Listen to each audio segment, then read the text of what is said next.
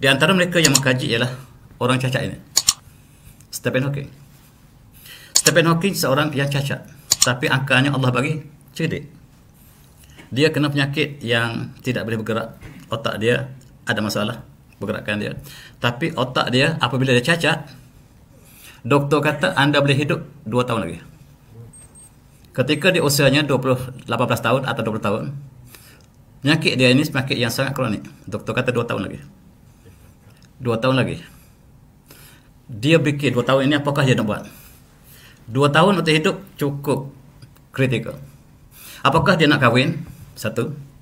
Ataukah dia nak belajar buat PhD? Ataupun dia nak buat semua? Akhirnya dia kata saya nak buat semua dalam masa 2 tahun. PhD saya mesti habis dalam masa 2 tahun sebab saya akan mati 2 tahun. Kahwin terus. Dia kahwin, buat PhD 2 tahun, tunggu masa mati. Tak mati. Tahun depan tak mati. 10 tahun kemudian tak mati. 20 tahun kemudian tak mati lagi. Dia baru mati baru 4-5 tahun lepas. Sebab setiap detik dia ialah detik kematian. Orang yang tahu dia mati sangat-sangat maju, sangat-sangat advance. Sebab setiap detik ni sangat berharga. Dia hanya hidup 2 tahun dan dalam masa 2 tahun dia lakukan maksimum. Apa yang dilakukan? Dia nak kaji tentang alam semesta. Dia ulangi kembali apa yang dilakukan oleh Penzias. Penzias mengkaji langit. Dan dia mengkaji langit sekali lagi. Dia temui keputusan yang sama. Dan dia sebut istilah The Big Bang. Teori. Bahawa alam semesta ini tidak ada. Kemudian ada. Untuk menjustifikan daripada tidak ada ke ada, dia sebut Big Bang. Dia bukan satu fakta. Dia adalah satu teori. Daripada teori inilah dia kembangkan dengan penuh keajaiban. Dan dia sampai ke hujung perhujahan dia.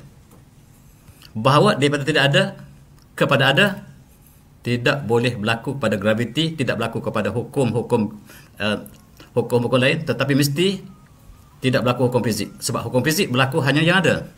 Sebelum ini mesti ada Tuhan. Buat pertama kali dalam saintis barat dia sebut Tuhan. Dalam bukunya A Brief History of Time dia tulis Tuhan. The Mind of God. Dan itu adalah satu perkara yang cukup besar di barat. Sebab barat telah tinggal Tuhan bertahun-tahun, beratus tahun, hampir puluhan tahun, ratusan tahun. Tiba-tiba tokoh ini sebut Tuhan. Dan orang lain sudah dapat Nobel Prize. Orang ini tak sebut Tuhan, dapat Nobel Prize. Dia sebut Tuhan, tak dapat Nobel Prize. Dalam saintifik, tuan-tuan saya sebati, siapa sebut Tuhan dalam kajian dia, dia pasti tidak akan diberikan Nobel Prize. Pasti ditolak. Malaysia, saya dengar bekas Perdana Menteri kita berharap supaya kita dapat Nobel Prize pertama 2020. Kalau kita beriman, pasti takkan dapat. Kalau sebut Tuhan dalam kajian saintifik, pasti tak akan dapat. Sebab Nobel Prize ini, Nobel ini ialah orang yang mengkhususkan hadiah Nobel Prize kepada mereka tidak beriman. Sekurang-kurangnya mereka yang tidak tulis Tuhan dalam saintifik, walaupun dia beriman tapi tak tulis Tuhan dalam saintifik dia, ada boleh dipertimbangkan. Kalau tulis Tuhan dalam saintifik seperti mana Nobel Prize, seperti mana Stephen Hawking, pasti ditolak. Benar. Dicalonkan oleh Nobel Prize sebab dia temui yang lebih canggih daripada yang ditemui oleh Penzias. Ditolak mentah-mentah oleh Majlis Nobel Prize. Dia terfikir, selagi dia sebut Tuhan, dia tidak akan dapat Nobel Prize. Dia tersekat di situ. Barangkali matlamat dia untuk dikenang sebagai Nobel Prize. Kemudian dia buat buku baru, Tuhan Tidak Ada. Apabila dia ditolak Nobel Prize, dia model ini. Pada mulanya inilah model space and time. Barangkali teori sikit. Di hujungnya ialah T sama kosong. Maksudnya tidak ada masa. Space tidak ada. Cuba bayangkan space and time tidak ada. Tiba-tiba ada. Mestilah yang mewujudkan daripada tidak ada ke ada, mesti Tuhan. Tuhan yang mewujudkan sebab tidak ada hukum fisik. Tuhan tidak terikat dengan space, dengan masa. Tuhan tidak boleh terikat dengan space and time. Sebab Allah lah yang menciptakan space and time. Kewujudan Tuhan tidak bergantung pada space and time. Itulah yang ditemui oleh Stephen Hawking. Bermaksud seluruh agama dunia terbatal. Sebab Tuhan tidak boleh berada dalam space and time. Seluruh agama Tuhan dia adalah space and time, kecuali Islam. Kalau Tuhan ada hari jadi, maksudnya Tuhan itu dilahirkan dalam space. Pada masa tertentu, dia terikat dengan space and time. Dan by definition, dia bukan Tuhan. Sebab Tuhan menciptakan space and time, kata Stephen Hawking. Dan dia membatalkan seluruh agama kecuali Islam. Tetapi tidak dibicarakan di peringkat antarabangsa sebab dia menyebabkan agama Barat tidak berminat. Tetapi daripada kajiannya, hanya Islam yang valid. Tuan-tuan yang hormati, dia berhujah seperti berikut. Dia kata everything is caused by something other than itself. Therefore, the universe was caused by something other than itself. The string of causes cannot be infinite long. If the string of causes cannot be infinite long, there must be the first cause, Tuhan. Therefore, there must be the first cause, namely God, G with capital. Everything had a beginning in time, has a cause. Ada sebab untuk kewujudannya. Sebab kewujudan alam semesta ialah Tuhan. Ini hujah mereka. Mereka sudah sampai ke pinggir tauhid. Sampai. The universe had a beginning in time. Therefore, the universe had a cause. Therefore, the only things that could have caused the universe is God, G with capital. Therefore, God exists. Kajian astrofizik membuktikan Tuhan wujud yang menggemparkan Eropah. Dan ini saintifik. Sebelum ini mereka menganggap ini agama, tetapi saintifik menunjukkan Tuhan mesti wujud. Tanpa wujud Tuhan tidak ada space and time. Dan Tuhan tidak boleh, wujud Tuhan tidak terikat dengan space and time. Sebab dialah yang ciptakan space and time. Dan mereka tersekat di situ. Dan apa yang berlaku ialah Stephen Hawking masih mengharapkan Nobel Prize. Tak dapat-dapat. Dia ubah paradigm dia. Dia kata Tuhan tidak wujud. Dengan harapan dia dapat Nobel Prize. Dia tulis bukunya yang terkini sebelum dia mati. Dia tulis The Grand Design. Dalam buku ini dia mengatakan, because there is a law such as gravity, the universe can and will create itself from nothing. Dia telah lari pada prinsip asal dia. Dia kata alam ini tidak ada Tuhan. Dan kesimpulan yang terakhir dia dapat, there is no God. Dan dia mati, sekarang dia bertemu dengan Tuhannya. Daripada ada Tuhan, mengharapkan Nobel Prize, dia memongkorkan teori baru bahawa there is no God. Dalam buku terkini, buku yang terlahir dia sebelum dia mati, The Grand Design, dia datang Kuala Lumpur banyak kali. Dia datang Kuala Lumpur banyak kali masa saya muda-muda lagi. Ke divertisi kita, penuh divertisi. Dia pergi ke Jepun. Dia pergi seluruh negara. Satu masa dia katakan alam semesta ini akan berakhir. Dan di Jepun, ketika dia kata malam ceramah dia, dalam cerahan dia, dia mengatakan masa universe akan berakhir. Maka indeks Nikkei jatuh dengan menjunam pada malam itu tersebut. Terpaksalah esok dia betulkan semula. Dia kata dalam konteks astronomi, dalam kosmologi, dekat itu maksudnya barangkali jutaan tahun lagi. Dan naik balik Nikkei. Itu cerita yang dikaitkan dengan Stephen Hawking. Dia datang ke sini, sebelah kita itu. Barangkali tuan-tuan masih muda lagi kita itu. Saya sudah ketika masih mesti lagi. Untuk masuk ke situ barangkali kena bayar yang mahal, tapi saya tak masuk. Tuan-tuan semati. Ini keputusan yang dia sebut, there is no God. Inilah tipikal kajian Barat dan tepat sebagaimana Allah sebut, afala yu'minun. Mereka mengkaji langit tapi mereka tidak beriman. Tuan-tuan, mereka membuat kesimpulan, sekiranya mereka mengatakan tidak Tuhan, maksudnya 0 plus 0 plus 0 plus 0 sama dengan 1. Ini jelas kesalahan matematik yang total. 0 plus 0 sampai infinity pun tak mungkin jadi 1. 0 plus 0 dia jadi 0. Nothing plus nothing plus nothing cannot jadi something. Cannot be. Something can be created by something else. And definitely nothing cannot create something. Definitely. Tetapi sayang, begitu alasannya cukup mudah, mereka tak dapat faham. Pelajar tadika apa tahu, kalau dia tersusun mesti ada penyusunnya.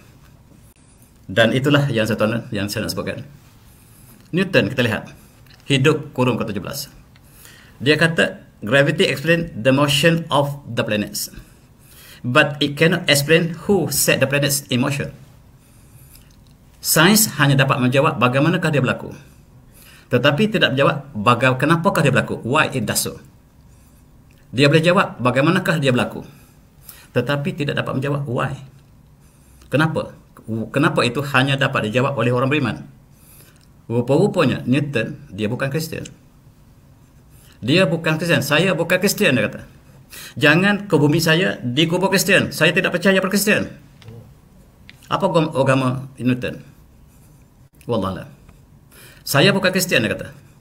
Saya percaya kepada Allah yang satu, yang mencipta alam semesta ini, dan dialah yang mencipta, yang menentukan hukumnya, yang saya sebut kaji dalam fizik ini.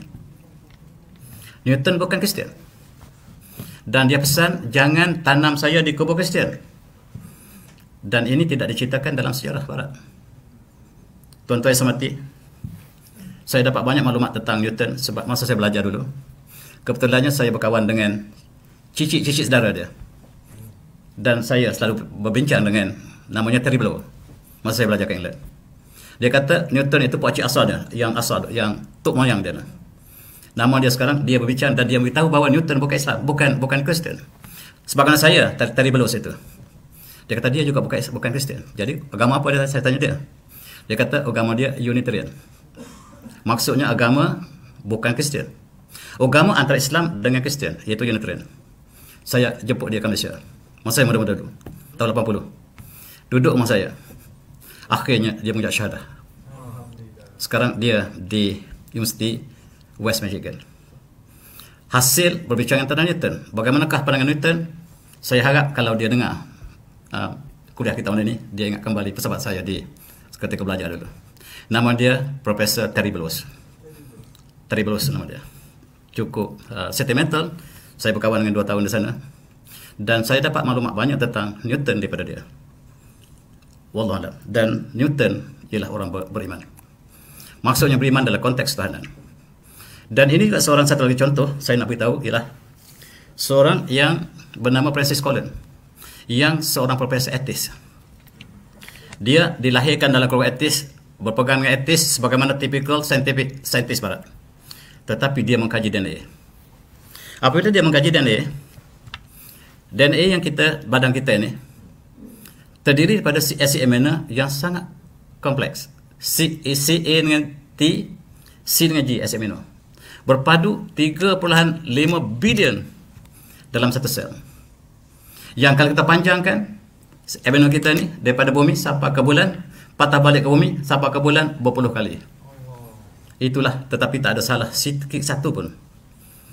Dan dari segi probability, keberangkalian untuk susun dengan tepat 3 objek saja supaya dia dalam bentuk macam kita lambung buah dadu, supaya dia keluar semua nombor 6. Probability-nya lah 1/6 kuasa 6. 1/6. Kalau kita balik 2 kali, 1/6 kuasa 2. Dan apabila kita cantum begitu banyak acid amino dan tersusun tak ada salah pun, kemungkinan 0. Oleh sebab itu mesti ada penyusunnya. Dan profesor ini berfikir bahawa itulah ketuhanan, dia beriman. Dan cukup menarik, dia bukan memilih Kristian, dia memilih Islam. Sebab itulah yang digabungkan dengan kajian-kajian terdahulu, dan dia adalah Profesor Francis Collins yang telah memeluk Islam kerana mengkaji struktur DNA yang cukup kompleks. Pelajar yang di sekolah, kita kata ada sebuah Nobel. Nobel ini tidak ada siapa yang tulis. Huruf-huruf bercantum-cantum, kemudian membentuk sebuah novel yang sangat syahdu. Tak ada siapa percaya. Tak ada siapa percaya, hatta budak sekolah rendah. Tetapi saintis barat percaya bahawa DNA yang tersusun begitu kompleks, tidak ada penyusun. Betapa bodohnya. Lebih bodoh daripada pelajar tadika kita.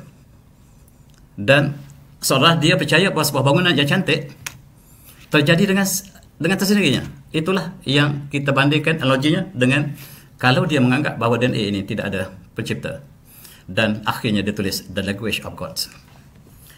DNA inilah menggambarkan keagungan ilahi. Kata profesor yang tidak pernah percaya betul tadi, dan cukup menarik tuan-tuan. Itulah yang berlaku sekarang. Dan why believe in God? Sekarang apabila dia sampai kepada sains, dia tidak boleh pergi lagi untuk menjawab persoalan ini. Dia terpaksa patah balik kepada ketuhanan yang mereka telah tinggalkan. Dan tuan-tuan, saya sebenarnya nak ceritakan seorang saintis Perancis yang agung ini. Namanya Bruno Abdulhaq Gododoni, yang telah meluk Islam beberapa tahun lepas. Dialah ahli kosmologi, ahli astrofisik, ahli astronomi yang sangat berwibawa. Dia adalah presiden pusat kajian di Lyon di Perancis. Bahkan dia telah menjadi pakar rujuk pada hampir seluruh negara Arab dalam konteks bala cerak dan sebagainya. Apa yang menariknya adalah apabila dia mengkaji tentang kewujudan alam semesta ini, dia berakhir dengan hukum fizik tidak boleh menjawab lagi. Hukum fizik tidak boleh menjawab lagi. Apabila daripada tidak ada kepada ada, tidak ada lagi hukum fizik, dan mestilah ketuhanan. Akhirnya, sebagaimana profesor tadi, dia memilih Islam dengan penuh, cukup panjang kisahnya, tapi dirangkaskan, dia memilih Islam. Apa yang dia kata? Dia kata seperti berikut. Dia kata, it's not possible to be a cosmologist without addressing fundamental question about our origin and about our future.